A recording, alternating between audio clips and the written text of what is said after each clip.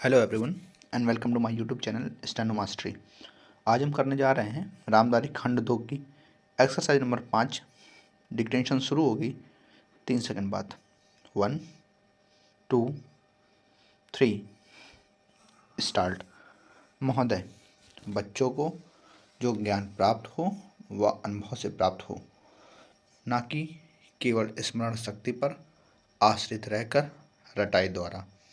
उन्होंने सोचा था और उत्तम शिक्षा शास्त्रियों को भी यही विचार है कि इस प्रकार से प्राप्त ज्ञान बच्चों में जागरूकता, कार्यकुशलता, स्वतंत्र भावना पैदा करता है, जो इस जीवन के संग्राम में बहुत सहायक हो सकता है। दूसरा मौलिक विचार उनका यह था कि इस प्रकार की शिक्षा इस देश के लिए अनुकूल ही नहीं बल्कि अनिवार्य है। बच्चों में जो कुछ भी काम कराया जाए वह उत्पादक कम हो और उससे जो कुछ भी पैदा हो उससे शिक्षा का व्यय यदि पूरा नहीं तो अधिकांश निकल सके, क्योंकि यदि शिक्षा का व्यय दूसरे प्रकार से निकालने का प्रयत्न किया जाएगा तो वह बोझ इतना बड़ा होगा कि शिक्षा सार्वजनिक नहीं बन सकेगी। पिछले वर्षों में जो कुछ भी विचार किया गया था या प्रयोग करके देखा गया, उससे जहाँ तक मैं समझता हूँ वही निष्कर्ष निकाला जा सकता है जो पहले सम्मेलन में हुई बहस से निकाला जा सकता था।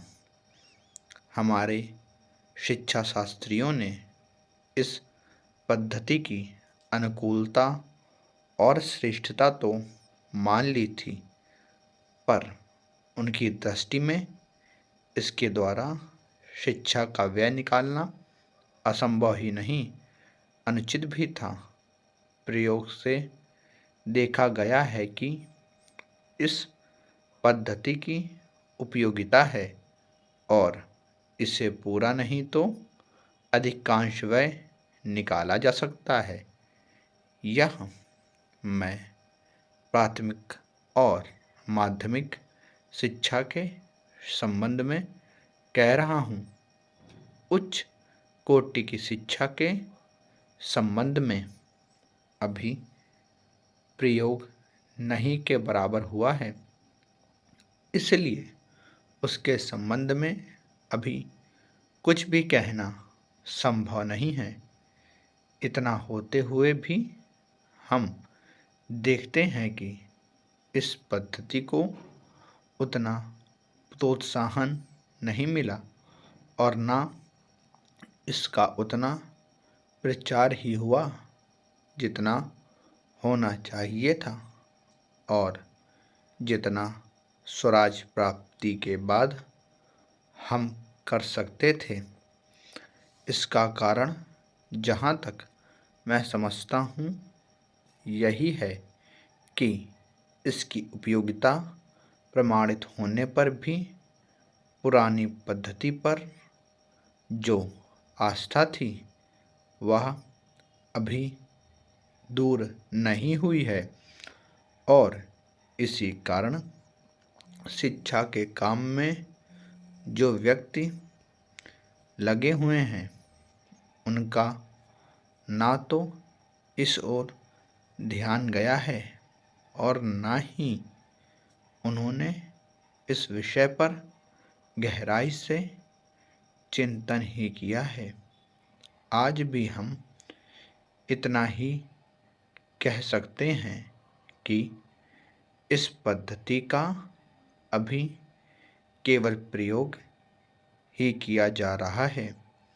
इसे राष्ट्रीय कार्यक्रम मानकर हमारी सरकार ने उसको चालू करने का निश्चय नहीं किया और क्रियात्मक रूप से कुछ करने की बात तो नहीं के बराबर ही है। उसका परिणाम यह हुआ है कि पुरानी पद्धति की संस्थाएं दिन प्रतिदिन बढ़ती जा रही हैं और शिक्षा पर सरकार को जो कुछ भी व्यय कर सकती है या करना चाहती है उसका बहुत बड़ा अंश इस पद्धति को ही बनाए रखने में व्यय हो रहा है और इस पद्धति को बहुत कम प्रोत्साहन मिला है। मेरा अपना विश्वास है कि शिक्षा में मौलिक परिवर्तन अवश्य किया जाएगा। स्टॉप। आई होप आपको हमारा वीडियो पसंद आ रहा है। प्लीज़ लाइक, सब्सक्राइब, और अगर आपको इन वर्ड्स में कोई भी प्रॉब्लम हो तो इनके हार्ड वर्ड शॉर्ट्स में अपलोड कर दिए जाते हैं। अगर आपको और कोई समस्या हो रही है तो आप कमेंट करके हमसे पूछ सकते हैं। Thanks for watching my channel. Have a nice day.